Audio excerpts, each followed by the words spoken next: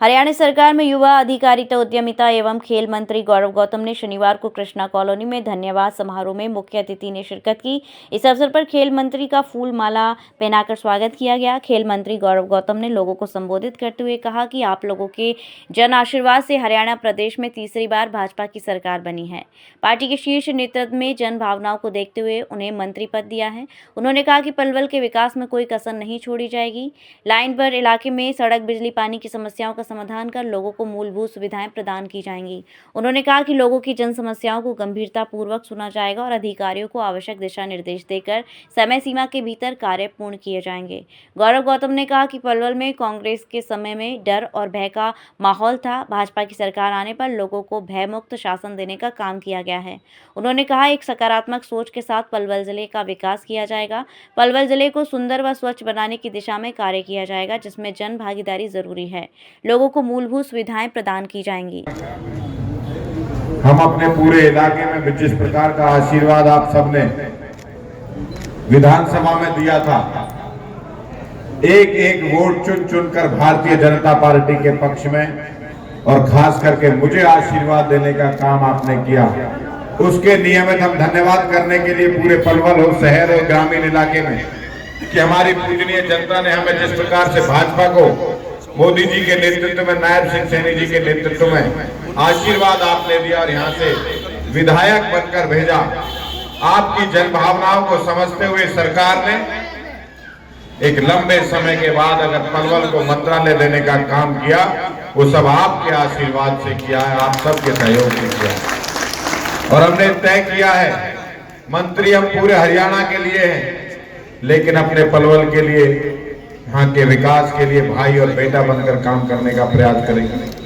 Line पार हो, line पार का ऐसी इलाका हो, सड़कों की, बिजली, पानी की समस्या हो, हमने प्रयास किया है। लंबे समय से काम नहीं हो पा रहे थे।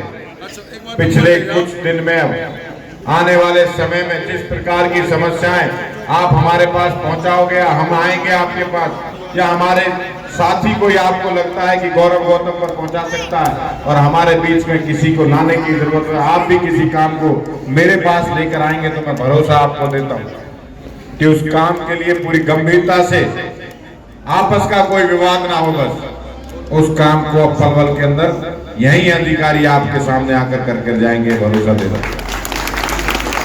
सुरेंद्र भाई ने इतनी मदद, आपने चुनाव का उस समय का माहौल देखा था, खास करके इस इलाके का ऐसा भय और डर का माहौल पैदा किया था, मार देंगे कि हो जाएगा, क्या होगा। सबने देखा होगा किस प्रकार से दादागिरी का माहौल था, और उसके बाद एक दादा नहीं दिख रहा होगा आपको चुनाव जीतने के बाद, एक भी नहीं दिख रहा होगा। सब आपके आशीर्वाद से, वो मैं चुनाव में कहता था ये चुनाव धर्म और अधर्म का भी है, आपने इतना आशीर्वाद दिया। बाबू जी, भय का माहौल तो यहाँ से वहां तक पूरे में ऐसे डरा रहे जैसे पता नहीं क्या कर देंगे चुनाव के बाद। मैं कहता था 8 तारीख के बाद एक भी नहीं दिखेगा, और एक भी दिख रहा हो तो बता दो। सब आपके आशीर्वाद से हम अच्छा और सकारात्मक भावना से राजनीति करना चाहते हैं, पलवल के विकास के लिए राजनीति करना चाहते हैं। हमारे यहाँ के युवाओं को, माताएं बहनों को मूलभूत सुविधाएं सब मिले, एक स्वच्छ और सुंदर पलवल बनाने का हमारा प्रयास है।